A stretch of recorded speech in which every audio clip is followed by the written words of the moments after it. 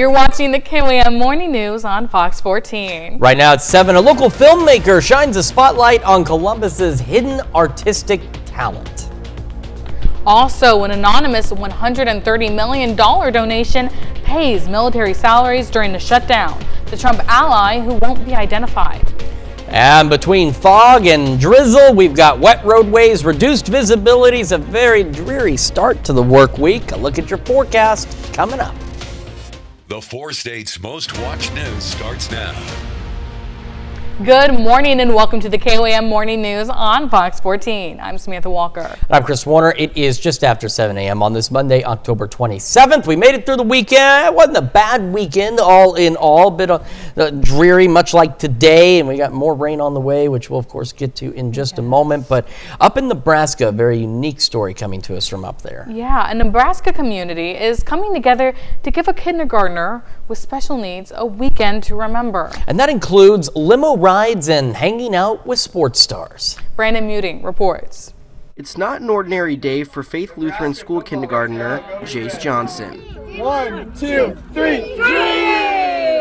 Not only did Jace get a special send-off from his classmates and friends earlier in the day, but also got an opportunity to ride in a limo throughout all of his stops in the capital city, including a stop shooting hoops. And also meeting Nebraska volleyball players Andy Jackson and Rebecca Alec. An experience that holds special meaning to Jace's mom. You know, you think when you have a diagnosis that you're just isolated and alone, and that is not the case at all. You've got a huge community that supports you and loves you, and it's a wonderful adventure. What was your favorite part, gymnastics or volleyball? Gymnastic? Yeah. One of the many people who helped fulfill Jace's dream this weekend includes Nebraska men's gymnast Chase Mondy. It's a dream weekend for us to kind of show off the space and give back to the community that gives us so much here at Nebraska. While Friday just marks the start of a weekend full of surprises for Jace, it's something his mom thinks he will cherish forever. I just want him to have memories. I want him to feel, again, like a team, feel loved, which I know he will, and just create those moments as a family and together with the athletes. Jace's mom also says he's taught their family to live more in the moment. That's certainly a very unique way to give him a special weekend that I'm sure he will never forget. And it's great to see the community come together to do something like that as well. Absolutely. And hopefully you're all coming together to make sure you are weather aware in terms of at least some fog out there this morning and heavy drizzle. Let's start with that look from downtown Pittsburgh. Again, roadways are wet. We've got the clouds, and in some locations we've got heavy drizzle and or dense fog. Our camera 7th and range line, not too bad. MoDOT cameras, again, around the region. Exit 4, heading down, that's 43 south to Seneca. You can see we've got some fog there, also some slightly reduced visibilities near the range line exit at mile marker 8. Heading over to the Main Street one, still not as bad. And then we head a little further east to exit 11, and again you can see where we do have some of that patchy fog out there, and in some cases it's just heavy drizzle leading to those reduced visibilities. Our future track attempting at its best to pick up on drizzle. It's just hard to do, and that's why again we're not showing the Skywatch Storm Tracker, because the drizzle we're getting is just, even though it's heavy, it's still just too finite for the radar beam to really pick up on it. But we'll have drizzle, maybe even some patchy fog through the day here and there, and of course that could continue into the early afternoon. So not uncommon, but doesn't happen all the time, where we could be dealing with some reduced visibilities again 1-2 o'clock this afternoon. Temperatures this morning bit above normal again, low mid 50s out there. We've got Grove and Jay as the warmer spots at 58, Stockton, Monette a little cooler at 51. I checked the wrong box, I think, is what I did. Okay, forget that. Pretend that's not there. I'll get the right box checked. So we've got, again, the patchy fog, heavy drizzle through the morning into the early afternoon. Mid-50s by 9, upper 50s by noon. We'll go about 60 for our highs today. East winds 5 to 10. Actual rain starts building in once again overnight tonight into tomorrow, and we could get some heavy rain on Tuesday. Details on that, plus a look at the Halloween forecast here in just a few more minutes. Samantha? Chris, thanks. 2 people are dead after a house fire Saturday night in Pierce City, Missouri. KOAM's Shannon Becker was on the scene and brings us more details. It's about 8:30, reports of a fire in Pierce City. The 300 block of Myrtle Avenue is where we are here near the Pierce City High School. Fire departments from 4 counties responded to assist Pierce City Fire. As they arrived on the scene, it was already well advanced. Fire Chief Dan Albers says they attempted an aggressive interior search from multiple entry points, but conditions had already deteriorated too quickly, and winds were more than 20 miles an hour at times, which definitely did not help. The home, heavily covered by trees and overgrowth, is across the street from the Pierce City High School. Once the fire was under control, an interior search revealed 2 residents deceased. The Missouri State Fire Marshal's office was summoned to assist investigation, along with the Pierce City Police and Fire Department. In Pierce City, I'm Shannon Becker. KOAM News Now, Joplin News First. Fire investigators say next of kin have been notified, but names of the deceased have not yet been released. Well, funds are being made available for volunteer fire departments in Missouri. The Department of Public Safety is offering grants up to $15,000 for agencies with an annual operating budget of $50,000 or less. The money will be for firefighting equipment like new tools, radio equipment, and more. However, there is a 5% local cash match. So, for example, if the equipment costs $15,000, $789.47. The local match would have to cover the $789, and the state share of 95% would be the $15,000. A local artist puts a spotlight on a gallery in Columbus, Kansas. KOAM's Mitch Adams has more. A local woman produces a documentary about Columbus, Kansas's The Maple Uncommon, an art gallery and guest home. Tuesday Welch grew up in Columbus and practices multiple types of art, picking up filmmaking in the process. As I've gotten older and I have done a lot with myself in the arts and writing and making films about it with my YouTube channel, I wanted to show other people's artwork. The documentary focuses on the local artists featured in the gallery, which opens to the public during Columbus Days. It's like a museum itself now of all of decades worth of artwork that she's collected, and what's really special is all of her artwork is artists within a 50-mile radius. She very much wants to support local artists, which is a passion of mine as well, so I really resonated with that with her. Welch sees the documentary as an opportunity to highlight the creativity of artists in rural areas. Your art is never too small. What you have to put out in the world is important, even if you don't feel like it's picture perfect. Reporting in Columbus, Kansas, Mitch Adams, KOAM News. The documentary is available to view on YouTube under the name Tuesday Welch. Now you can stay up to date with the latest news, weather, and sports with the KOAM Plus TV streaming app. It's available on Amazon Fire TV, Android TV, Apple TV Plus, and Roku. The player is also available on our news and weather apps, as well as our website. Watch live streaming anytime, absolutely free. That's the KOAM Plus TV streaming app. Former Vice President Kamala Harris is hinting she may run for president again. In an interview with the BBC, which will air Sunday, Harris said, quote, "I'm not done." It marked her clearest indication yet that she might launch another presidential campaign in 2028. Harris also expressed confidence that America will see a woman in the Oval Office in the future. While Harris said she has not made a final decision, she still views herself as an active player in politics. The Trump administration has received a major donation to help pay military service members during the government shutdown. The Defense Department confirmed an anonymous $130 million gift from an ally of President Donald Trump, money that will cover salaries and benefits for service members.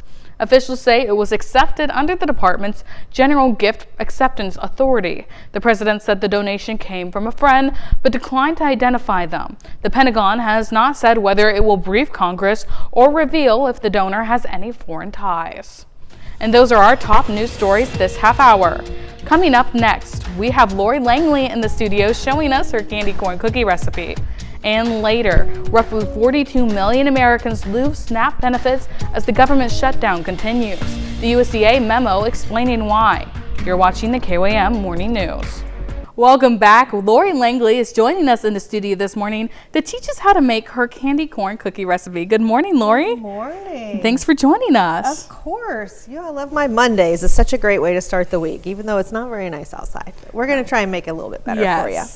We're about halfway in here with this candy corn cookie recipe, and as I mentioned earlier, it's really a basic dough, so we can kind of turn this into whatever we want at this point, but we're going to make it kind of Halloween-y, a little bit fun.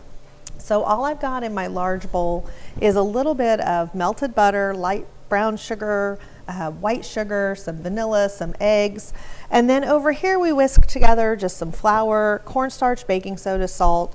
Again, very basic ingredients. This can make a chocolate chip cookie. This could make kind of whatever you wanted. So we're going to very slowly, a little bit at a time, start to work these together. And again, you do not need a mixer for this at all. Just a good spatula and a little bit of patience so that you don't make a mess. You said it's a great way to kind of get the kids involved in the kitchen. Yeah, totally. And at a certain point, we're going to even get rid of these tools and just use the best ones that we always have with us, is clean hands. Perfect. And kind of that final step, because it really gets to a point it's a little bit hard to incorporate those bigger ingredients. So we'll just start with kind of working this in a little bit. What we started out with kind of almost looked like melted peanut butter. So it's going to be a thin start, which is good. Once we get that in, we'll add a little bit more of our dry ingredients. Perfect. Until we have it all in there. And again, takes just a little bit of patience. Sometimes that is the ingredient I don't have. Isn't it all? It's hard to find that in the store, you know. So the one deviation that I'm going to make, when you guys go to look at this recipe later on komnewsnow.com, you are going to notice it does not call for any candy corn in the dough. And that's fine. You can do it that way. I really like it with a little bit extra of that candy corn flavor. So what I did before I started was I actually chopped up some candy corn pieces. And I'm going to mix those in with my white chocolate chips. Oh, that sounds great. It not only gives it a little more flavor of that candy corn, but it also gives it a little bit of color in there when you bite into that cookie, which is kind of fun. A fun little surprise in the middle. Yeah, exactly. So I'm going to scrape down that spatula. Perfect. And then I'm going in. Okay. We're going to get the last of that. As you can see, we're very close. It's starting to be incorporated. We've got that little bit of dry left, so we just want to make sure it's really smushed together before we add those next ingredients. When we come back, I will have this totally incorporated. It's a pretty stiff dough, and we'll add those last little additions and then talk about the baking process on this one. It's pretty simple, but you want to just make sure you kind of do things in the right order. Sounds great. I know you guys are going to want to come back and make sure you see how this comes together. We'll be right back after this.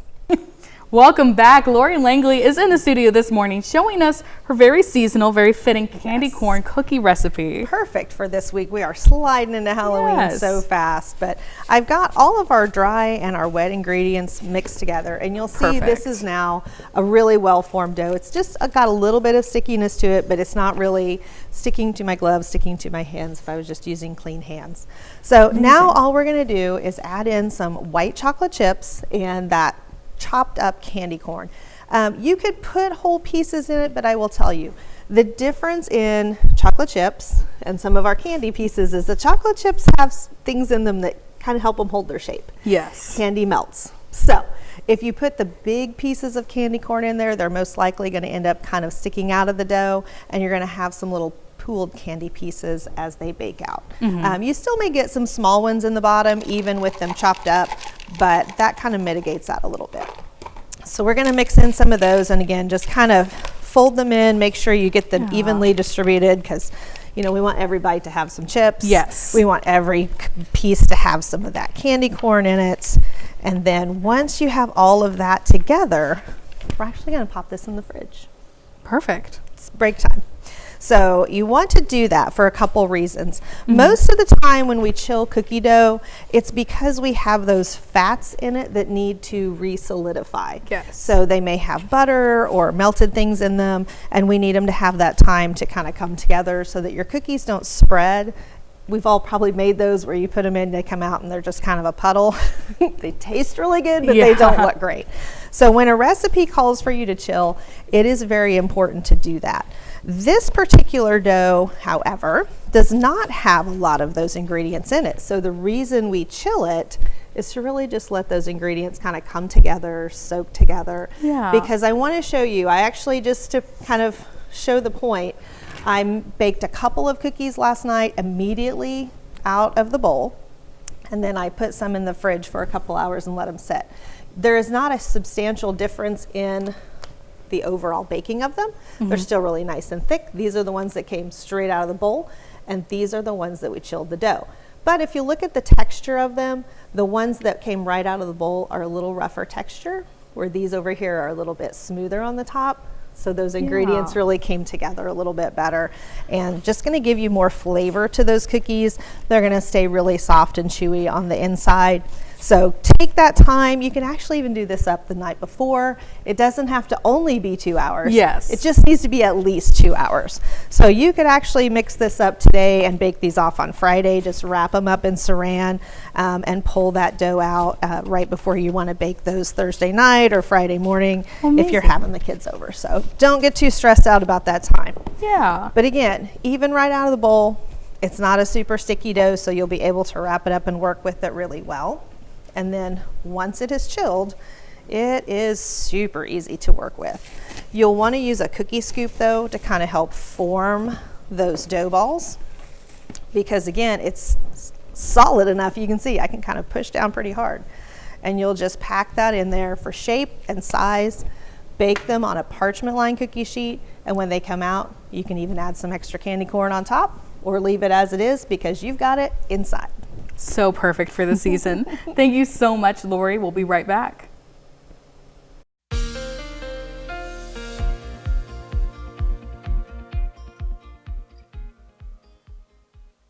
Get that taken care of. All right, welcome back to the KOAM Morning News. 7:23 coming up on 7:24 now on this Monday morning. Starting with the MoDOT cameras around the metro area, and that's simply because, take a look, this is exit 4, so we're looking, 43 south down towards Seneca and 44 west. So right now that's Loves, so we're looking east along I-44, and you can see where we've got some dense fog, but then you go just a couple miles up to Main Street, and it looks all right. That's what we talked about when we're discussing the rapidly changing visibilities, and also with the fog tracker relying on observation point data.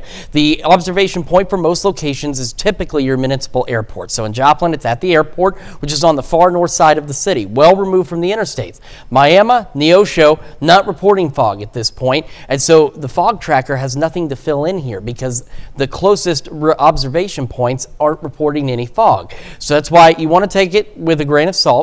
We still have 0 visibility in Iola. We're down under 4 in Yates Center. Chanute's seen some improvements, but Fredonia, Independence, Parsons, reduced visibilities, some reduced visibilities east of Bentonville as well. But again, this is just going back on, it takes the data, the fog tracker, temperature maps, all sorts of weather graphics, not just ours, anywhere. They take observation data and then they fill in the gaps with whatever it may be. So that's why it's darker gray here, becomes lighter because it's using that information. But again, if there's no information for it, it's got the data, it's just nothing's reporting fog here. There's no reporting stations right there. So you've got to be cautious. Watch out for those rapidly changing visibilities, as we could deal with the heavy drizzle and dense fog through the morning and into the early afternoon as well. Future Track doing its best to pick up on drizzle out there, but it is difficult to do. But rain chances after midnight will gradually begin to increase across the area. And as we head into our Tuesday, by mid-morning showers, maybe a rumble of thunder or two. It's not very likely, but possible.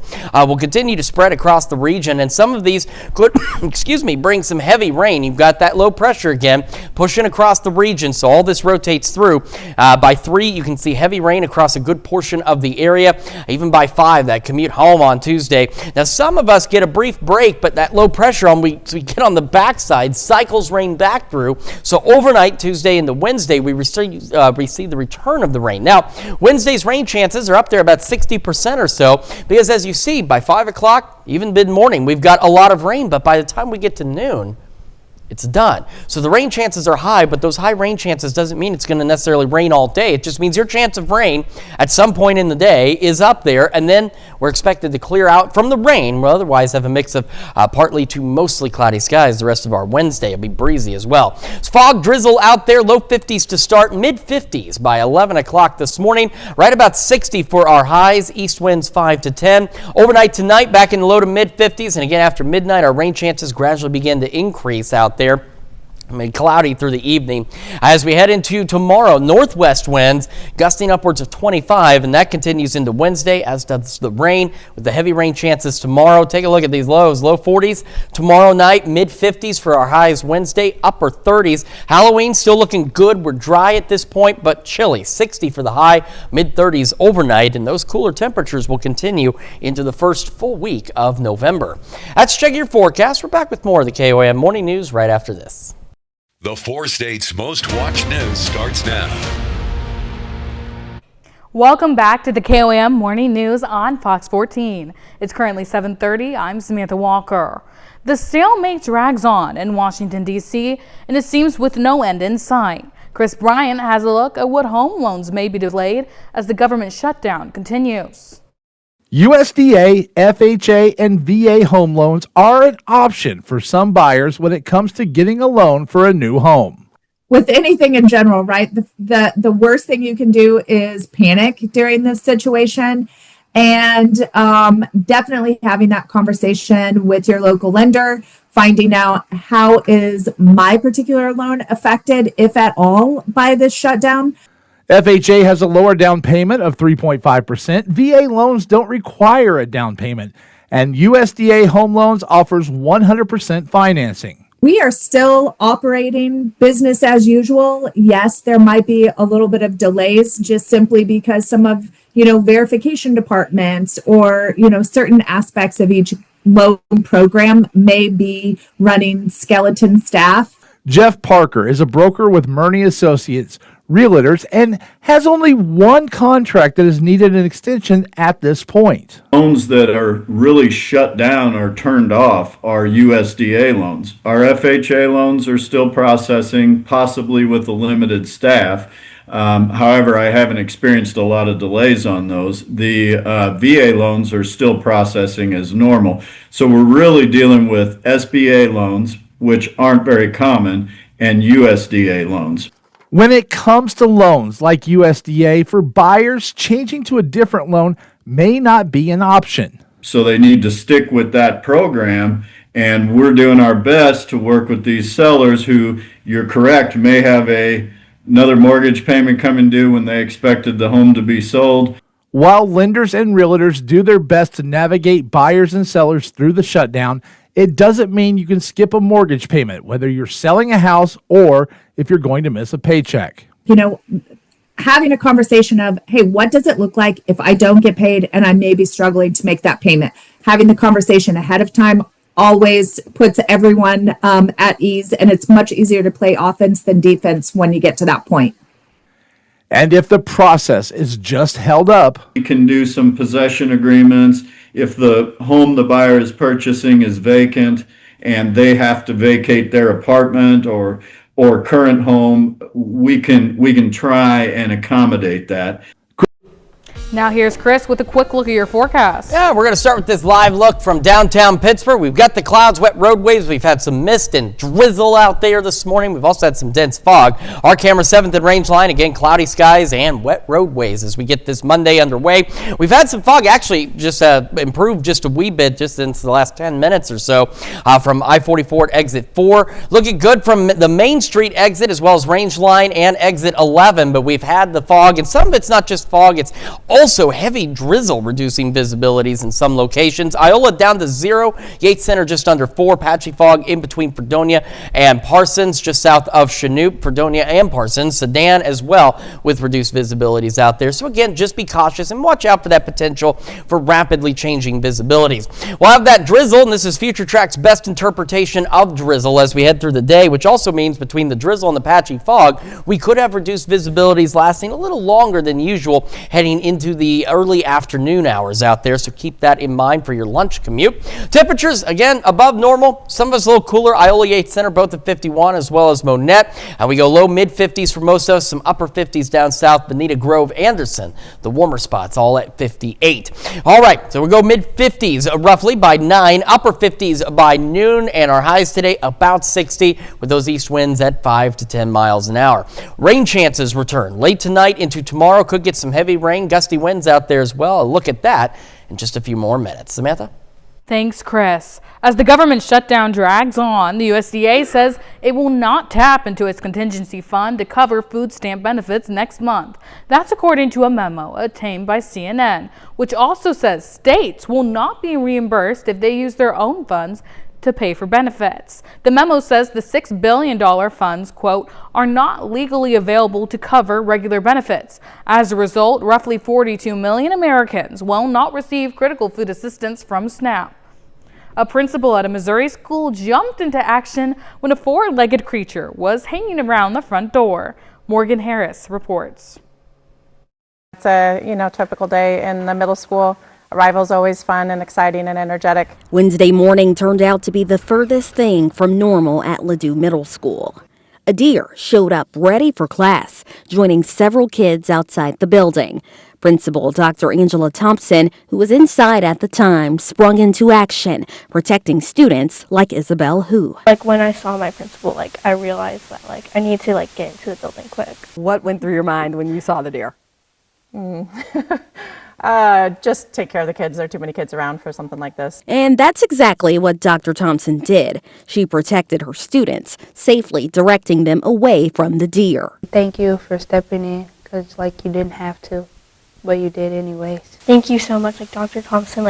That really shows how much compassion you have for the school and the students that are in it. Compassion Assistant Principal Sarah Schwartz isn't surprised by. It didn't surprise me because we as school staff are always trained to protect our kids. We love our kids and we want to keep them safe. Any nerves running out, or was it? Not a bit. No, I think any of my colleagues would have done the same. I just happened to have the right angle out the door. I'm pretty fortunate to be surrounded around people who put kids first and public education, taking care of kids, and parents drop their kids off every day, and I take that work seriously to keep them safe. And while the deer did not make it inside before the school bell rang, for everyone else, it was business as usual at Ladue Middle. Morgan Harris, First Alert 4. In Northwest Arkansas, a community is taking steps, literally, toward ending homelessness. Thursday, a group of walkers set out on a 3-day, 30-mile journey to raise awareness and funds for people experiencing homelessness in the region. Abner Sosa reports. Backpacks, bottled water, and community spirit. That's what fueled this group as they left Bentonville and walked through Rogers on Thursday. We are walking, about 12 of us, from Bentonville to Fayetteville along the Razorback Greenway to build awareness and call our community to action to end chronic homelessness. Solomon Birchfield is the executive director of New Beginnings in Fayetteville. He says half of the walkers have experienced homelessness themselves. The rest are community members joining to learn and support the cause. They know what it's like to be walking miles every day just to get a shower or eat a meal or check on a friend. And the other half of the group is community members that want to be good neighbors to people recovering from homelessness. For Mark Webster, this walk hits close to home. After 32 years without one, the Army veteran recently moved into a cabin at New Beginnings and says he's walking for those still out there. I just got my own place beginning of the month of October. It's my first place of my own since I was 23. I'm 52 years old now. I'm not doing none of this for me. I'm doing it for my brothers, my sisters, my friends, my family members that are homeless still. He says this pilgrimage honors friends lost to the streets and celebrates a second chance. New Beginnings saved my life. Now it's my time to give back. It really is. It's my time to give back. New Beginnings hopes to raise $50,000 to expand its transitional housing village, creating more cabins and safe spaces for people rebuilding their lives. Birchfield says he plans on making this pilgrimage an annual event, and he hopes more people will join next time. So this year's kind of working out the kinks. There's just 10 to 15 of us doing the pilgrimage. Next year, I'd love to see 50 or 100 of us walking the Greenway, building awareness and calling our community to action. That's a look at our top news stories. Coming up this half hour on the KOAM Morning News. Coming up, inflation hits its fastest pace in 2025 as consumer prices surge 3%. The goods driving up your grocery bill. In Consumer Watch, U.S. and China trade negotiators met to hash out a framework over the weekend, with the leaders of the two countries set to meet Thursday. Treasury Secretary Scott Bessent says President Trump's threatened 100% tariff on Chinese goods is now off the table. Meanwhile, back home, the Trump administration has announced the SNAP food assistance funding will be cut off on November 1st if the federal government shutdown continues. Inflation crept upward in September, further squeezing Americans' wallets. Karen Kafo reports from Washington. Consumer prices for a range of goods rose at their fastest pace of 2025 during September, according to the Consumer Price Index report from the Bureau of Labor Statistics. Inflation ticked up at an annual rate of 3%. Pushing the top line number higher, gas prices, which shot up 4.1% last month. Top White House economic advisor Kevin Hassett blaming that on a decrease in refinery capacity he says has been reversed. We've seen those have already come down, so we're highly confident that the next number will even be below this. But food prices are 3.1% higher than this time last year, with some staples soaring. Coffee prices up 18.9% year over year. Beef and veal prices up 14.7%. Bananas up 6.9%. Some retailers say they're trying to hold prices down to keep consumers coming back. We're really trying to hold prices because when prices go up, nobody wins. Meanwhile, many federal workers missed their first paycheck Friday because of the government shutdown, which is also putting November's SNAP benefits for roughly 42 million Americans at risk. It will make us, people like myself and other individuals, have to make that hard choice. Are we going to put food on the table or have proper health care? The government inflation data release was prompted by a government deadline to make cost of living adjustments for 2026 Social Security payments, and retirees will see a 2.8% bump in their benefits next year. In Washington, I'm Karen Kaffa. And those are our top consumer stories. Let's take a look at the market prices before the opening bell.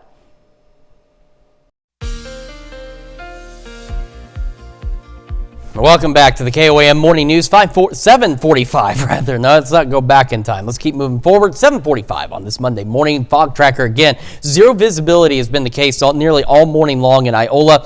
So that's going to be in between, of course, Fort Scott, Yates Center. We've got reduced visibilities, Yates Center, Fredonia, Parsons, Independence, Sedan, Newata, and then east of Bentonville as well. So again, just be cautious out there and watch out for the potential for rapidly changing visibilities as well as we head through the morning. Some of this, of course, is genuine fog. Some of it is also just some heavy drizzle, and the future track giving us its best interpretation of drizzle, but it's just one of those things that's really hard to pick up on. But because of that, we could have some of this patchy fog and reduced visibilities from the fog and drizzle last into the early afternoon. So not uncommon, but it doesn't happen a lot. So be prepared for that for your lunch hour commute as well. Now, after midnight, shower chances begin increasing across the region, and eventually by mid-morning, we're seeing some heavier rain pushing in Yates Center, Fredonia, Chanute.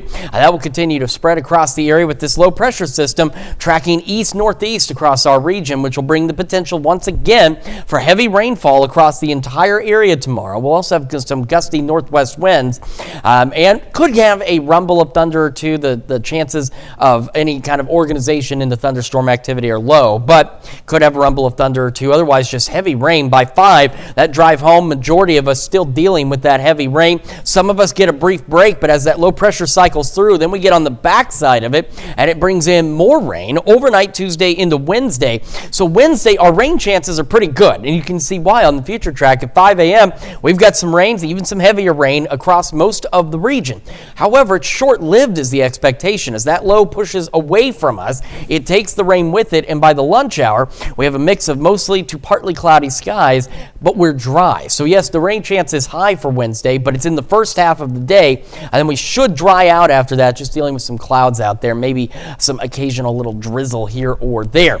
As for our morning right now, again, it is dark, it is dreary, it is foggy, it is drizzly. We'll go low 50s to start the day, mid 50s by 11 o'clock this morning. Our highs averaging about 60 out there, so give or take a degree or two on either side of that. East winds at about 5 to 10 miles an hour. Cloudy skies through the evening, mid 50s out there. The rain, of course, increasing after midnight, low mid 50s. Southeast winds still 5 to 10. As we go through the morning hours on our Tuesday, winds will shift out of the northwest as that low pressure tracks to the east. They'll start gusting upwards of 25 miles an hour, and that'll continue to be the case on Wednesday since we'll be on the backside of that low. Remember, the wind directions, the flow around the low pressure system is counterclockwise. We'll go into the 40s Tuesday night, 30s Wednesday night, only low to mid 50s on Wednesday. Now, Halloween at this point still looking good. We're cool. Well, in some cases cold, depending on how late you're going to be out, but 60 for the high and down into the mid-30s overnight. So make sure you bring a coat. I know it kind of ruins the costume sometimes, but it's better to be warm than be cold and end up getting sick as you head into the upcoming weekend. November 1st, upper 50s out there. First week of November, a mix of 50s and 60s for our highs and lows into the 30s and 40s. That's a check of your forecast. We are back with more right after this. A teen in Michigan is back at it this Halloween with a haunted house that not only brings the frights, but makes a difference in the lives of their local kids. Brett Cass reports. A nightmare for some kids is a dream for 13-year-old Jackson Amick. So up here is where the fun starts. Jackson says he's been collecting all things Halloween since age 3, and for the last few years has put on this display in his Royal Oak front yard. Would you say it's your favorite holiday? Is it up there? It's up there. Yeah. He has been a Halloween fanatic and had a huge passion for it since he was 3. Jackson's dad, Tom, says the whole display takes them about a month to set up and was first put up in 2019, and this year, for the third time, it's also a fundraiser for an important cause. We thought a couple years ago we would combine his passion for Halloween with helping kids with cancer. 5 years ago, Jackson was diagnosed with leukemia and underwent chemo treatment at Corwell Royal Oak. He's been cancer-free since 2022, but has used this haunted display to raise money to buy special chemo shirts for kids at both Corwell and DMC Children's Hospital in Detroit. A chemo shirt pretty much unzips from here, and you can pull the flap down, and that way you don't have to disrobe for them to access your port to get chemo treatment. We first covered Jackson's haunted house in 2023, where word spread fast, helping Jackson raise over $4,000, delivering dozens of shirts himself. We had people from Livonia, Brighton, St. Clair Shores who came out to either travel through the haunt, buy shirts, or simply make a donation. So it was a wonderful result. Wait, what is that noise? Go check it out. Run! This year it's the same mission but with new additions, like this custom-made creature designed by Jackson and his friends and made just for him as part of his wish for Make-A-Wish. This is yours only, right? Yeah, this is, nobody else has this. As screams turn to smiles, J.A. Haunts continues its mission once again. Both his passion can turn into something rewarding for kids who are going through exactly what he went through. It's an incredible mission there. Yeah, I mean, it's clear he loves this holiday and also loves exactly what he's doing to help his community. And I still like that as much as he puts into it, and they asked him, like, is this your favorite? He's like, it's up there. Like, I can't imagine what his favorite holiday is like and what that does. So. And cut to his dad being like, he's a Halloween fanatic. Right. Very, very cool, though. Speaking of cool, our temperatures, of course, very cool as we've really settled into fall. We also have some patchy, dense fog. Iola still zero visibility, reduced visibility. Yates Center, Fredonia, Parsons, Independence, Sedan, Eastern Benton County as well. So just keep that in mind as you're heading out this morning. Some of it's from fog, some of it is from heavy drizzle, which we'll have patchy drizzle out there as we head through the day. And then overnight tonight, we start to see showers increasing, and we could get some heavy rain as we go through the day on our Tuesday. Some gusty winds as well out there, so keep that in mind. And then more rain possible as we roll into our Wednesday. As for this morning, again, the fog, the drizzle out there, low 50s to start, about the mid 50s by 11 a.m. Well, another look at your forecast. Wake up recap right after this. This is your wake up recap for October 27th. Your top stories to start your day. 2 people died in a house fire Saturday night on North Myrtle in Pierce City, Missouri. Firefighters from multiple departments faced heavy flames and strong winds, with the fire breaking through the roof and walls. The state fire marshal is investigating, and next of kin notifications are underway. Missouri volunteer fire departments can now apply for state grants up to $15,000 for new equipment. The funds are available to agencies with annual budgets under $50,000, but require a 5% local cash match. That's a check of today's Wake Up Recap. And a look at that forecast for you today. We're looking at cloudy skies, some patchy fog, drizzle out there likely, highs about 60, east winds 5 to 10. Now on to tonight. Cloudy through the evening, mid 50s by 10, low mid 50s overnight, and rain increasing after midnight tonight. Showers, maybe a rumble of thunder weather, heavy rain possible through the day on Tuesday, first half of the day Wednesday, and then we should clear out. We'll have northwest winds both days, gusting upwards of 25 miles an hour. Chilly temperatures, Halloween looking good but cold, 60 for the high, mid-30s for the low. So definitely very fall-like, very November-like next week as well. You know, we'll actually have like a kind of cold temperatures for Halloween, which will be nice, especially if you have some big costumes on. So. That's true. You know, you may not need the coat for Halloween if your costume's pretty heavy. Otherwise, keep one handy.